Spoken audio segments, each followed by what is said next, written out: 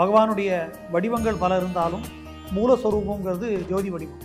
அக்னிக்குள்ளே எதை கொடுத்தாலும் எல்லாமே அக்னியாக மாற்றக்கூடிய தன்மை அந்த அக்னிக்கு உண்டு. அதனால தான் பகவான் பஞ்சபூதங்களில் ஜோதி வடிவாக காட்சி தரும். எல்லாருக்கும் மலைக்கு போய் பார்க்கக்கூடிய அந்த பாக்கியம் கிடைக்கிறது இல்லை.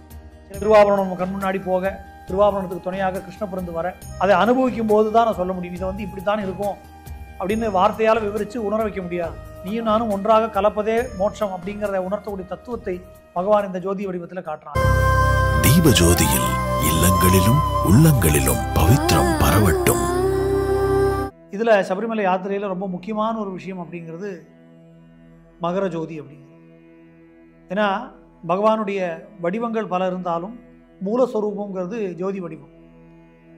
பரஞ்சோதி ரூபம் பஜே பூதநாதம்னு சொல்லுவோம். இந்த ஜோதி அப்படிங்கிறது அக்னியோடைய வடிவமாக, பஞ்சபூதங்களில் அக்னி வடிவமாக இருக்கக்கூடிய ஜோதி. இதுல அக்னிக்கு ஒரு தனி சிறப்பு உண்டு. என்ன அப்படின்னா, அதுக்கு உருவம் இருக்கு, ஆனால் உருவம் இல்லை.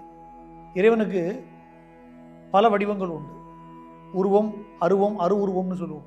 சிலது உருவத்தோடு இருக்கும், சிலது உருவம் இல்லாமல் இருக்கும், சிலது உருவமற்ற உருவமோடு இருக்கும். அப்படி இருக்கக்கூடியதுக்கு இந்த பல வகையான வடிவத்தில் இருக்கும். இதில் ஜோதியுடைய வடிவம் தனிச்சிறப்பானது. என்னன்னா, உருவம் இருக்கா அப்படின்னா அதுக்கு உருவம் இல்லை, ஆனால் கண்ணுக்கு தெரியுது. உருவம் இல்லையா அப்படின்னா ரொம்ப ஸ்பஷ்டமாக ஜோதியுடைய வடிவம் நம்மளால் உணர முடியுது. அதனால உருவத்தோடு கூடினதாகவும் அதே சமயம் உருவம் இல்லாமல் இருக்கக்கூடியதாகவும் இருக்கிற ஒரு வடிவமாக இந்த ஜோதியுடைய வடிவம் சொல்லப்படுது. ஒன்று. அதனால்தான் வாக்குக்கும் மனதுக்கும் எட்டாமல் இருக்கக்கூடிய பரம்பொருளான அந்த சாஸ்தாவை ஜோதி வடிவத்தில் ஆராதிக்கிறது அப்படிங்கிறது ஒரு விசேஷமாக முறையாக சொல்லப்பட்டிருக்கு. பகவான் மணிகண்டனாக அவதாரம் பண்ணின காலத்தில் தேவர்களெல்லாம் பகவானை தேடி வரும்போது பகவான் விட்டிருக்கக்கூடிய பொன்னம்பல மேட்டை நெருங்குவதற்கு அவர்களுக்கு பயமாக இருந்துதான். ஏன்னா ஜோதி பிழம்பாக பகவான் அங்கே ஜொலித்து கொண்டிருக்கிறான். அப்படிப்பட்ட அந்த ஜோதியின் பக்கத்தில் கூட நம்ம போகிறதுக்கு நமக்கு தகுதி இருக்காங்கிற பயத்தோட தேவர்களெல்லாம் பம்பை ஆற்றின் கரையிலேயே நின்று பகவானை பார்த்து ஸ்துதி செய்தார்கள். அப்படி ஸ்துதி செய்யக்கூடிய அந்த ஒரு காலகட்டத்தில் பகவான் அங்கிருந்து பொன்னம்பல மேட்டிலிருந்து அவருக்கு தரிசனம் கொடுத்து, உங்களுடைய குறைகளை நான் தீர்ப்பேன், கவலைப்பட வேண்டாம், இதே பொன்னம்பல மேட்டில் மகர சங்கிரம காலத்தில் என்னுடைய தரிசனம் பக்தர்களுக்கு கிடைக்கும்னு சொல்லி அனுகிரகம் பண்றார். அப்படித்தான் பகவான் ஜோதியாக அங்கே ஆவிர்பவிக்கிறார்னு சொல்லி நம்ம பார்க்குறோம். மகர நட்சத்திரம் வானத்தில் உதிக்கும், பொன்னம்பல மேட்டில் ஜோதி துலங்கும். அந்த ஜோதியுடைய சிறப்பம்சம் பார்த்தோம்னா, நான் முதல்ல சொன்னது போல உருவம் அற்றதாகவும் உருவம் உள்ளதாகவும் இருக்கு. அந்த அக்னி சுரூபமான அந்த வடிவம், அக்னியுடைய சிறப்பு பஞ்சபூதத்தில் மித்த எல்லாத்தையும் நம்மளால மாசுபடுத்திட முடியும். இப்போ காற்றுனா காற்று மாசடைகிறது, தண்ணியில் எதையாவது நம்ம போட்டோம்னா தண்ணி கலங்கலாயிடுறது, பூமிக்குள்ளே நம்ம எதையாவது வச்சோம்னா பூமியும் பாழ்பட்டு போகிறது. ஆனால் இப்போ ஆகாச மண்டலத்தில் கூட இப்போது மாசுகள் இருக்குதுன்னு சொல்லி சொல்கிறோம். அக்னியோட விசேஷம், அக்னிக்குள்ளே நீங்கள் சந்தனக்கட்டையை போட்டாலும் சரி, சாதாரண மரக்கட்டையை போட்டாலும் சரி, வெறும் குப்பை இலைகளை போட்டாலும் சரி, எது அக்னிக்குள்ளே கொடுத்தாலும் அதை தன்மயமாக்கி கொடுக்கிறது. அத்தனையும் அக்னிமயமாக மாறிடும்.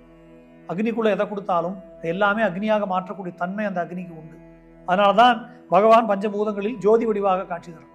அப்போது சபரிமலையோட தத்துவமசின்னு சொல்லக்கூடிய நான் வேறு நீ வேறு கிடையாது, பக்தர்களெல்லாமும் பகவானுடைய வடிவம் தான், நீயும் நானும் ஒன்றாக கலப்பதே மோட்சம் அப்படிங்கிறத உணர்த்தக்கூடிய தத்துவத்தை பகவான் இந்த ஜோதி வடிவத்தில் காட்டுறான். அக்னி எப்படி எல்லாத்தையும் தன்மயமாக்கி கொள்கிறதோ அதுபோல அந்த ஜோதி எல்லாத்தையும் தன்மயமாக்கி ஞானத்தை நமக்கு உணர்த்துகிறது அப்படிங்கிறதான் ஜோதியுடைய தத்துவம். அதனால தான் ஜோதியை பார்க்கும்போது நமக்கு சொல்ல முடியாத பரமானந்தம் ஏற்படுறது. சபரிமலை யாத்திரையுடைய பூர்த்தி எங்கே இருக்குன்னா அந்த ஜோதியில் இருக்கு. அப்போது ஒரு வகையான அனுபவங்கள் பக்தர்களுக்கு சபரிமலை யாத்திரையில் ஏற்படுறது. பகவான் முன்னாடி போய் நிற்கும்போது கிடைக்கக்கூடிய அனுபவம் அப்படிங்கிறது ஒருத்தருக்கும் ஒரு விதமாக இருக்குது. ஆனால் எல்லோருக்கும் ஆனந்தத்தை கொடுக்கக்கூடியதாக இருக்குது. இந்த ஜோதி தெரியக்கூடிய அந்த ஒரு அனுபவமும் நம்ம எல்லாருக்கும் மலைக்கு போய் பார்க்கக்கூடிய அந்த பாக்கியம் கிடைக்கிறது இல்லை. சில பேர் நம்ம வீட்டில் இருந்து இப்போ இன்றைக்கி டெக்னாலஜி இருக்கிற காரணத்தினால நிறைய தொலைக்காட்சிகளில் லைவ் வருது.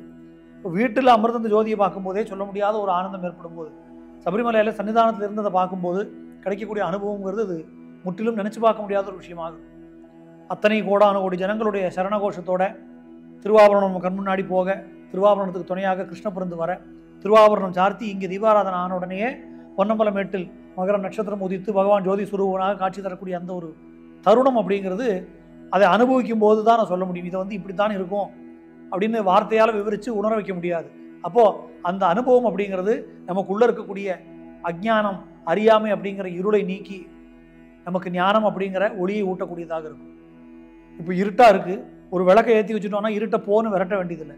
விளக்கு சுடர் பிரகாசிக்கும் போதே இருட்டு தானே காணாமல் போயிடுவது போல அங்கே ஜோதி சுரூபனான பகவானுடைய அந்த தரிசனம் நமக்கு கிடைக்கும் போது நமக்குள்ள இருக்கக்கூடிய இருட்டுகள் எல்லாம் தானே நீங்கி போயிடும் அப்படிங்கிறது தான் அதோடைய தத்துவம். அதனால ஜோதி சுரூபனான அந்த பகவான் நமக்குள்ள இருக்கக்கூடிய அத்தனை இருட்டையும் விரட்டி எல்லோருக்கும் ஞானம் எனும் பேரொருளை வழங்கட்டும். ஜோதி சுரூபனே சரணமையப்பா. தீபஜோதியில் இல்லங்களிலும் உள்ளங்களிலும் பவித்ரம் பரவட்டும்.